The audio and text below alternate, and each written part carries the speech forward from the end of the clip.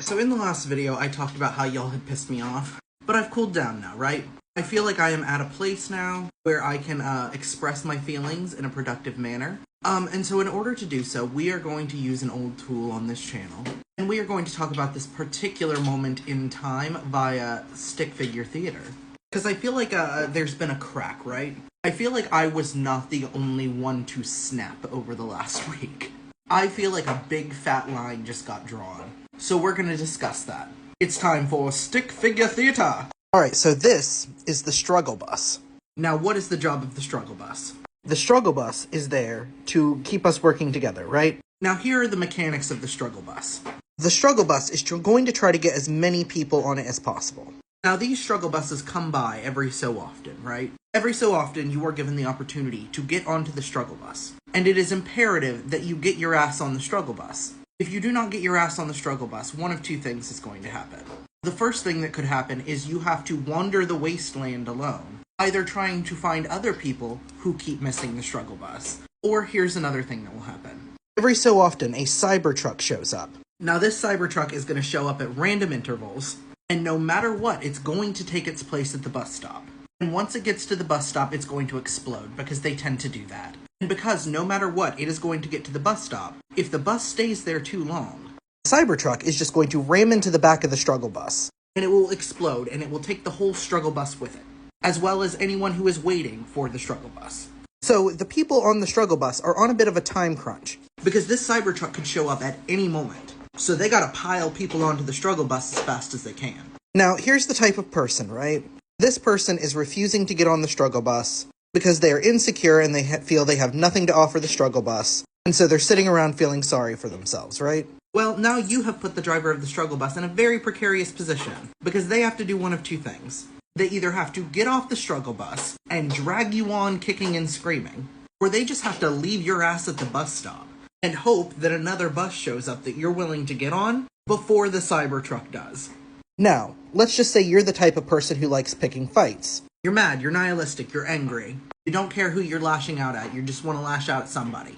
Again, you have put the people in that struggle bus in a very precarious position, because now the driver either has to get out and break up your fight, drag you onto the struggle bus where you could easily start a fight there, or they have to leave your ass behind and hope there's another bus that you can get on. And not only are you preventing yourself from getting on the struggle bus, you are now preventing the people you are fighting with from getting on the struggle bus.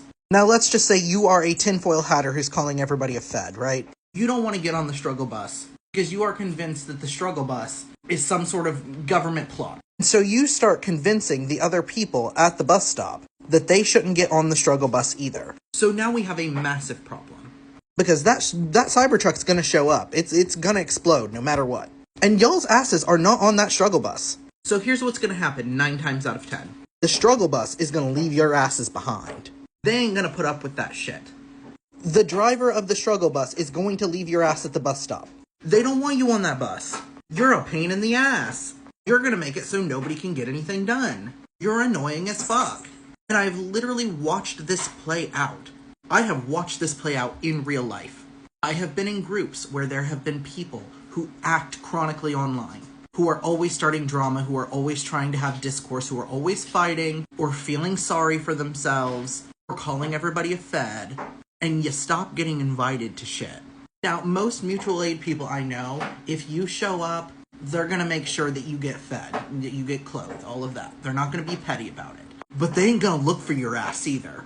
They ain't gonna track you down. Nobody has any fucking incentive to do that. That's a whole lot of time and energy, and they are not gonna pull you kicking and screaming onto that struggle bus. They got shit to do.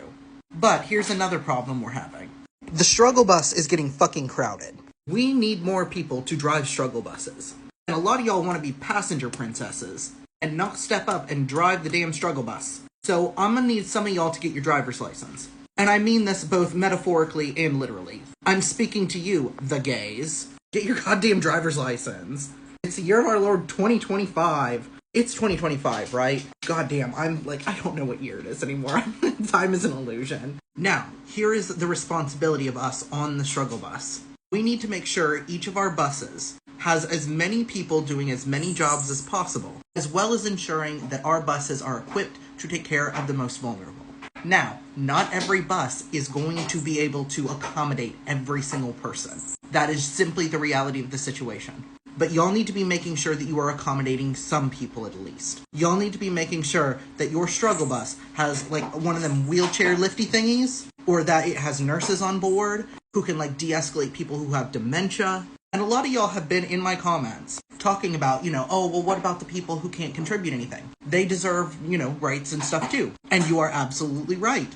You are 100% correct on this. Looky Lou, you've just found your place in all of this. Now, I suggest instead of bitching on the internet, you go out and learn how to change a colostomy bag on a wiggling toddler, or how to handle people who are going through substance withdrawal. Because we need people to fucking do that. And I want everybody taken care of too. But a whole lot of us have our fucking hands full. So if we want everyone taken care of, some of y'all are gonna have to get your asses off the internet and go learn a fucking skill that will help everybody be taken care of. We need caretakers. We need caregivers. Desperately. Fucking desperately. So if you care this much about this shit, like a lot of y'all sit on this internet and claim to, go out and get some sort of training for it. Because we need your fucking help.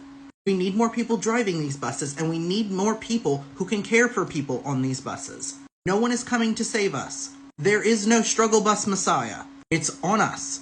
And let me tell you, a lot of people in a lot of mutual aid organizations, they'll put up with messy, they'll put up with awkward, they'll put up with your limitations. What they're not going to put up with is you being a whiner or a dick. We live in a world where a fucking cabbage is like $4 right now. And this is just the beginning. So get your ass on the struggle bus. Stop picking fucking fights. Stop being a goddamn nihilist. Stop feeling sorry for yourself. Stop being conspiratorial.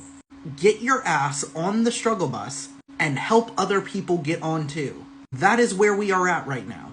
Get on the damn bus.